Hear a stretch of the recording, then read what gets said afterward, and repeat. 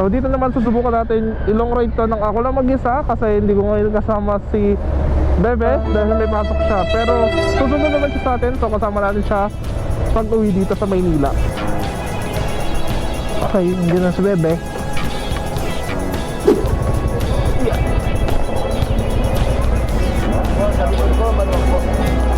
Be, hello Bebe. Kamusta bi ay? Wanna let you go?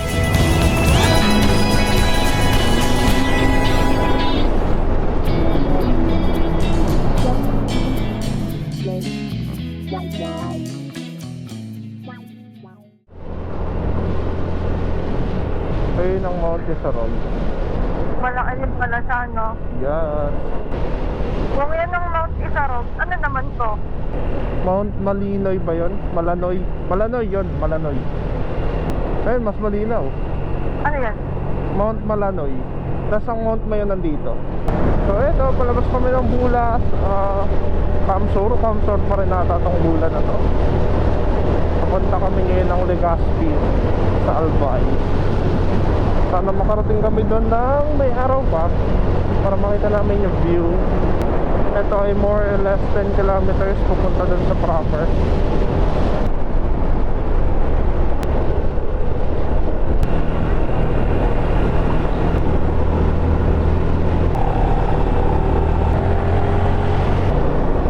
Thank you. Or what? Binasa lang. So this is the highway. Yep.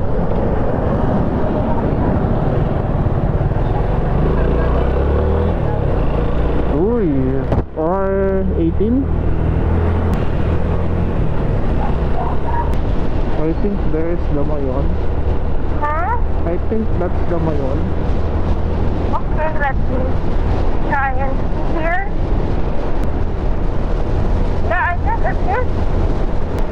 You'll see naman na it's the Mayon kasi it's the perfect one eh. Yeah. The perfect cone of all. Tuloy natin ha, 37 kilometers na. Sento alas ang buwan natin eh. Ganda na ako ha, rainbow. Yeah, bading. Ganda ng kalsada.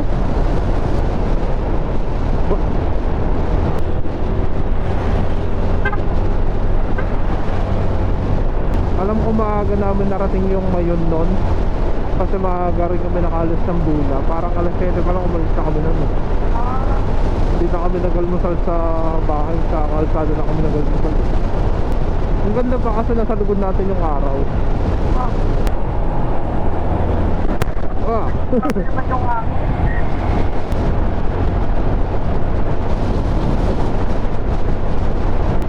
Solid naman ang pagkaka-asfalto dito. ganda eh. Kinis eh. Wala pa nga lang buhit. Kulonggi. Yeah. Kulonggi Albay. Picture kami dyan. Kapakita ko.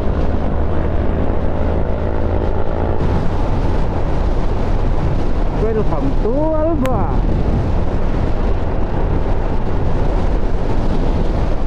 Grabe, ang ganda ng mga palayan. Ang lilag rin eh.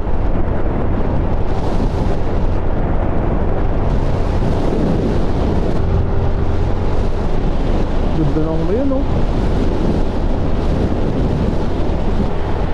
Wala na pala yung Mount Isarog.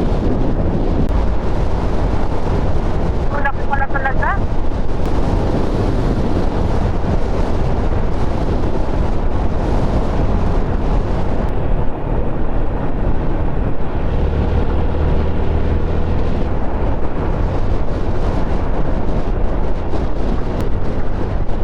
Ganda ng view.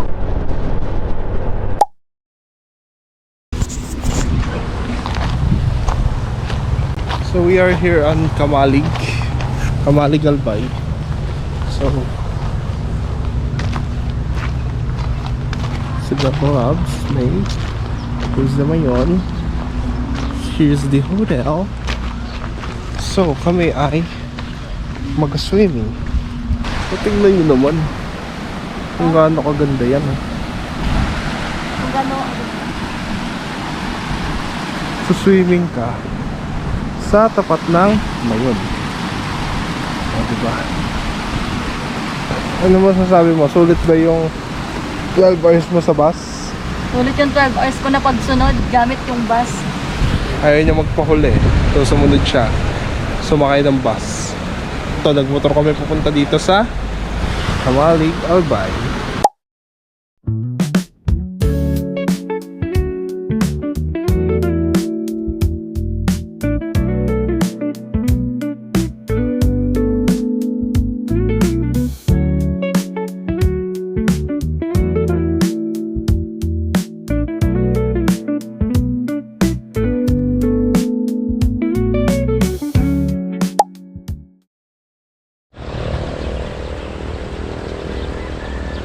Good morning!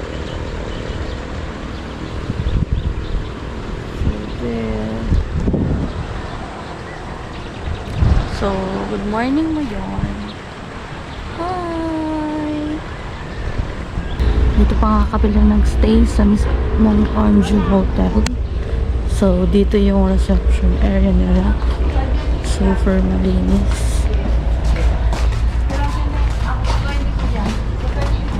Reception area nila. Ito yung mga other cottages. And you can see the sunrise here in Kamalig Albay. So that's the bypass road. And there, dito kami nagstay sa Nipa hut nila for 1,200 for 24 hours. Yes, 24 hours. Hindi siya 22 hours. It's 24 hours. So as you can see, dito si banner.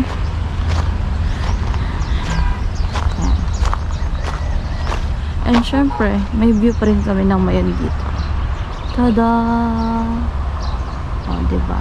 Oh, perfect pa din yung view namin dito, no? Kahit di kami dun banda. And from here, so this is our room, or Niba, rather. And then, yung common CR. Tapos ito yung view namin kaninang morning. Ako lang pala kasi tulog pa siya. Ayan. Perfect, diba? Perfect.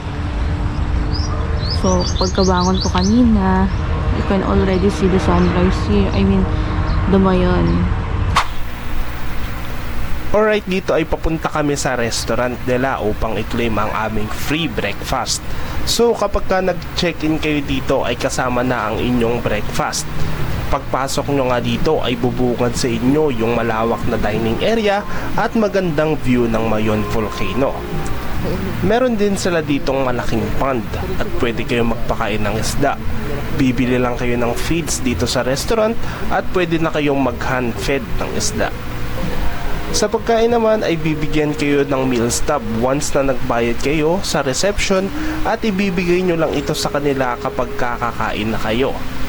Flowing water yung pan nila dito kaya para kang kumakain sa tabi ng ilog dahil na rin sa tunog ng umaagos na tubig. So kain muna kami guys. Masarap yung pagkain namin. It's fried rice, fried fish, fried egg, malagkit na may latek, and then veggies na parang atsara. So kain muna kami.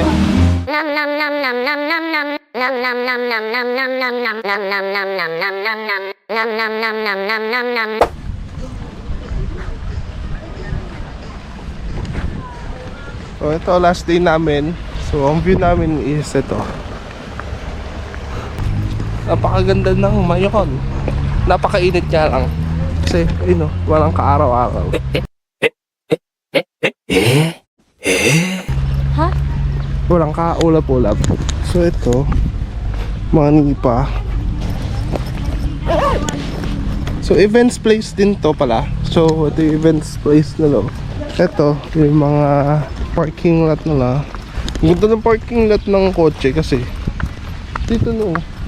Yun yung view mo. Kami nakapark dun sa may labas tapat ng tinutulugan namin. So ito yung mga family room ata.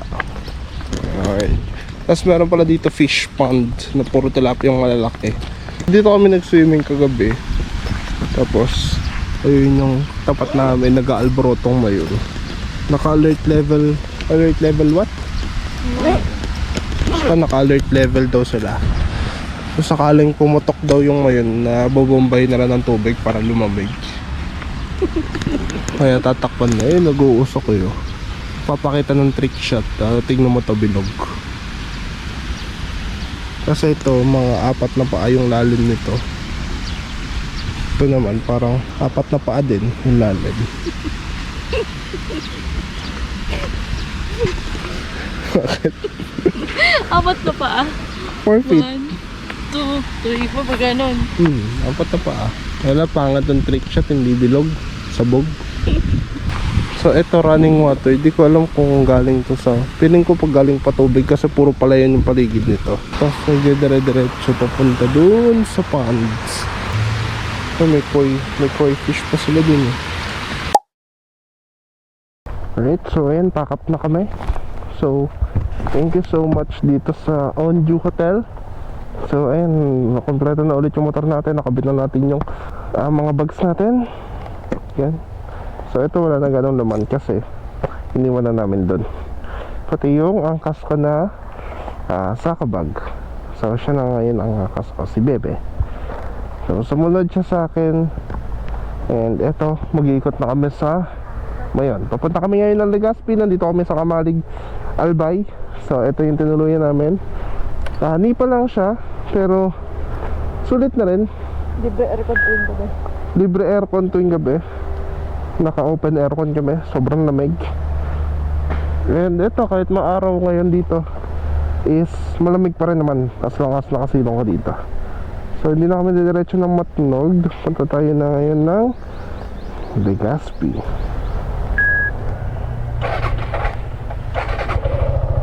Hindi na rin muna ako mag-gloves kasi malapit lang. Wala natin to sa tank bag natin. Yeah, ito lang mahirap dito. Wala yung grab bar ko. Yeah. Mukha namang abot na to hanggang bahay gas ko. Doon na ako magpa-full tank. Sapat ah.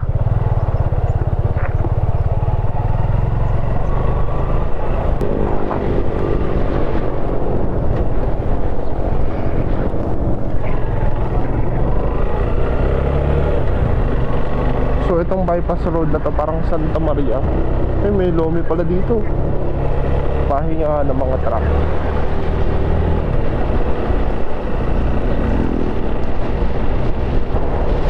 Grabe, kitang-kita yung pag ano, no? Perfect. Hindi na makalaya. Pinagdalo mo kung bawat kapi. Alam ko ito ang pinakamalapit na point dun sa Mayon. Kaya syempre picture tayo dito sa famous 7-Eleven. Siyempre. Habang makikita pa yung Mayon, no?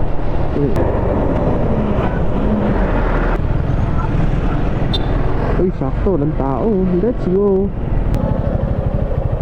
Papa. Pwede naman po. Pwede naman po. Yun po. Pwede pong pa-picture kami. Hindi, usad daw tayo.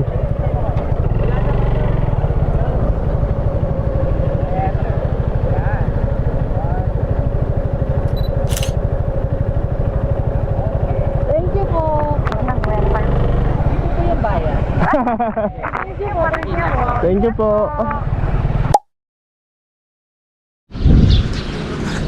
So we are here at Kagsawa Ruins.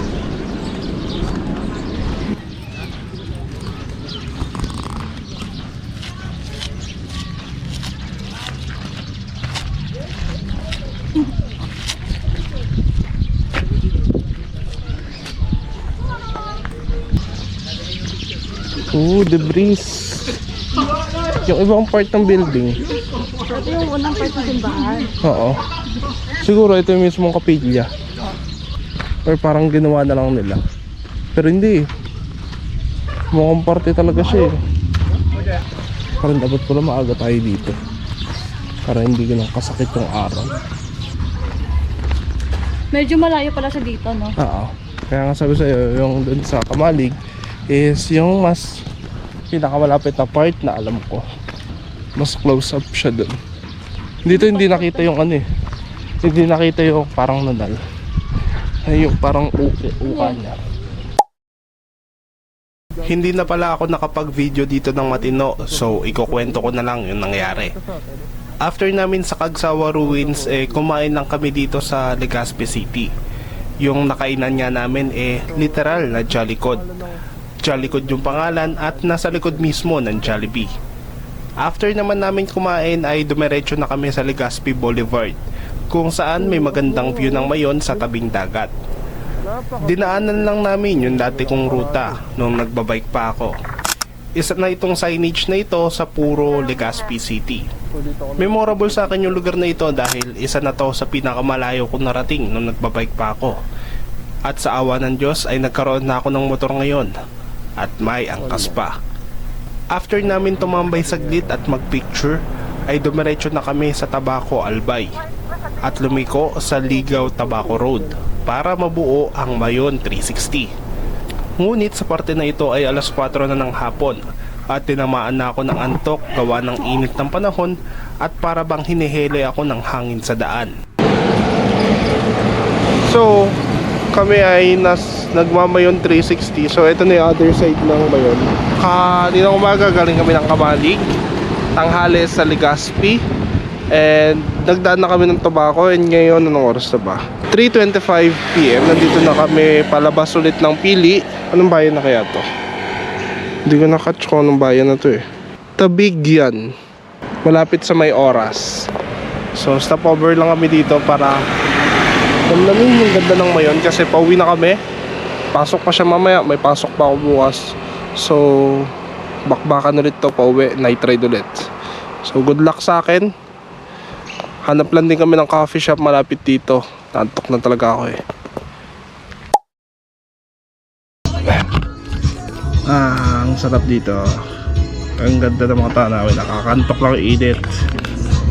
Wala pang summer yan ah. Ang name niya is Tierra Fuego. So, katapat yan dito ng Mayon. Dito yan sa may Ligaw Albay. So, ang ganda ng spot nila. Malawak na garden. Feeling ko hindi pa tatapos na project kasi may ginagawa dito. So, malawak na lupain. May parking space dito. Naghanap kami ng coffee shop palabas dito ng mula Tabaco papuntang Pili. Ito nakita namin, maganda. Kain na rin din siya kasi gutom na. Ako busog pa ako, kailangan wala ng kape.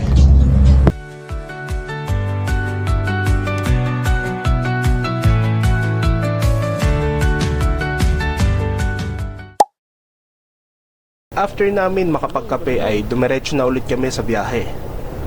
Pagkabalik nga namin sa Maharlika Highway sa Ligaw City ay pababa na yung araw at nasa harapan namin. Medyo nagpahirap ito sa akin, dagdag mo pa yung pailan-ilan na road construction. Buti na lang din talaga ay may visor yung helmet ko kaya hindi ako ganong nasisilaw sa araw. Maganda naman din yung daan dito sa Bicol. May mga lugar lang talaga na ginagawa at may mga riles ng tren. Pero overall ay napaka-smooth ng daan. Dinaanan lang din namin yung ruta namin kahapon at may pinasukan na daan pagdating dito sa Nabua City. Hindi ko alam kung diversion road na ba ito pero ang ruta kasi na ito ay iiwas sa mga bayan ng Baaw, Pili, Naga at Milaor. Medyo mas okay sa akin para iwas traffic at dadaan ulit sa lugar namin sa Minalabak. Dadaanan lang ulit namin yung provincial road ng Bula at babalik ulit sa Maharlika Highway sa may San Fernando. Medyo winding road at one lane lang mostly ng daan dito. Pero kung scenic route at konting sasakyan ang habol mo, eto ang daanan mo. Wala nga lang street lights dito at medyo mahirap daanan ng gabi. Dito nga ay pawala na yung araw pero sanay naman na ako sa ganito. Nasanay na ng Halsema Highway ng Cordillera. Mas enjoy ko yung daan na ito kaysa sa highway. Mas nawawala yung antok ko gawa na rin ng bundok yung dinadaanan namin. Pagbalik namin sa Maharlika Highway ay highway gaming na naman. At syempre, marami na ulit sasakyan ang makakasabay. Night ride na ito hanggang makauwi. Mga 3 oras na rin kaming bumabiyahe ng dire-diretso kaya nag-short break lang kami dito sa Del Gallego. At tumawid papuntang Tagkawayan, Quezon. Dahil nasa Quezon na tayo, dumarami na yung mga lubak at mga sirang kalsada. Ito ang isa sa nagpasakit ng katawan namin. One lane lang din karamihan ng daan dito kaya mahirap mag-overtake lalo na sa mahahabang sasakyan. At 9:20 PM, narating na namin ang Picolandia Arc. Simula Legazpi City ay wala pa akong kain. Nag-cup noodles lang kami dito at bumalik na ulit sa daan. Iniiwasan ko rin kasi magpakabusog dahil isa yun sa nagpapaantok sa akin, lalo na sa mga ganitong long ride. At dahil gabi na, isa rin sa nagpahirap sa akin ay ang mga riles ng tren na ito, lalo na sa Gumaka dahil patagilid ang kain nito sa kalsada. Alright, so nandito kami sa Atimonan ngayon. It's 10 minutes before 12. So, nakatulog na si May. Pero pagkakapingin ko lang din ulit bago kami bumakbak. Paahon na to ng Atimonan zigzag roads. So, baka dun, magising-gising na siya kasi pagbaba namin ng Pagbilao, papasok na kami papuntang Kamay ni Jesus, palabas ng Mahihai, Laguna. So, doon, wala na ganong truck. Wala na ganong sasakyan. So, mapapabilis ang biyahe namin. Sana hindi kami abutin ng umaga sa kalsada kasi may pasok pa ako mamayang alas 9 ng umaga sa school. Ayoko rin abutin ng traffic sa bandang Laguna at sa Muntinlupa sa service road. So sana makaaga kami makarating. Ang ETA namin kanina ay alas 3 nung umalis kami ng Albay. Ngayon, nung bandang Tagkawayan nasa alas 4. Ngayon siguro after namin ito ang ETA namin alas 5 or alas 6. So bala na, bakbak na lang ulit after nito. Hindi rin naman natuloy yung plano ko na backdoor na daan dahil ang sabi ng maps ay wala na ganong traffic sa San Pablo, Laguna. Nagpagaas lang kami dito at dumaan sa Atimonan Zigzag Park. Grabe naman yung kadiliman na koron. Oh. Ayun ang masama. Kapag nagpapating ng ilaw. Aakit tayo. Ayun, puro matatanda oh. Tulog naman sila eh. Ayun, kasi ayun, nakakulit-kulit. Oo, anong galing. Grabe, kaya na lang magbantay ng ganyan. Paano na lang nakakayanan yun? Dito sa may nakatira. Hindi na natatakot, ang dilim-dilim. Ito na yung mismong park, Atimonan Park. Oo, may park pa siya. Ito talaga yung Atimonan Park. Yun doon sa park na yun, Pagbilao na yun. Hindi na siya part ng Atimonan. Parang dalawa kasi yung zigzag dito, no? Oo. Yung papunta, yan pababa. Yung pababa doon, Atimonan na yun. Pag doon, Pagbilao. Eto, Atimonan pa to. sayang, ang ganda pa naman pag umaga, no? Ang layo din. Kasi kapag niride mo eh, kahit hanggang dito ka lang, no? Ito, Pagbilao na to. Ito. Ayan. Ito na yan. Ayan, yung bato na yan. Pagbilao na to. Dito, the rest, hanggang baba, Pagbilao na. Yung inaahon mo? Oo, Pagbilao yun. Pagbilao ba yun? Oo, naging kasanayan lang tatawagin yung Atimonan. Kasi papuntang Atimonan siya. Ito yung hinihindaw namin. Yan. So, wala ka naman makikita. Ito yung inaahon mo. Grabe, Rold, ang tibay ng tuhod mo. Gulat yan, ang tarik no? Alam mo, madali. Tibay ng tuhod mo. Solid. Ayan, tapos dito kami nagpipicture na. Ha? Kaya mo pa bang ahunin ko ng mga bike? Oo naman. Wah? Kala mo chill-chill lang na kalsada na. Hindi kasi talaga ma-justify ng mga camera yung akin. Mahirap ma-justify ng camera. Hindi ko naman kasi, hindi rin kasi kita sa video na ganito yung ahon. Oo. So may siko. Oo. Broken ka na to. Makamusta naman yung people ride mo ulit. Ang nakamotor. Parehas lang ang hirap. Nanigaling lumang baliw ka. Ito mga bilihan ng pasalubong dito tsaka kainan. Ano pakalubong naman? Ang dami. Pasalubong center tsaka mga kainan. Yan. May pili pa rin ba dyan? Ewan ko. Pero mo Ako naman nakakapili yun. ng pili eh. Hindi mo bumili ng pili? Hindi nga ako bumili ng pili kasi ang mahal. Dito ka bumili. Longgan dito. Ayun na, meron naka-apat to. After namin huminto at bumili ng pasalubong dito sa Timonan ay pakundarod agad kami. Hinahabol din kasi talaga namin yung oras para hindi kami abutin ng morning rush hour ng Metro Manila. Hindi na kami halos huminto after nito. Napaganda rin kasi yung pacing namin lalo na't wala halos traffic sa daan. Binagtas lang namin ang Maharlika Highway na tumatagos sa bayan ng Lucena, Sariaya, Candelaria, Chaong hanggang sa makatawid sa San Pablo City, Laguna at Tanawan, Batangas. Tuloy-tuloy lang hanggang sa makabalik kami sa Calamba, Laguna at makapasok na ulit sa Metro Manila. Kung saan binagtas ko lang ang West Service Road ng Muntinlupa papunta ng Taguig hanggang sa makalabas na ulit ng EDSA. Pagod, gutom at ngalay. Yan ang nararamdaman namin. It is almost home kahit malayo-layo pa. Parang kaninang tanghali lang nasa Legazpi City, Albay pa kami. Ito talaga ang malungkot na part sa bawat biyahe. Kasi babalik ka na naman sa realidad.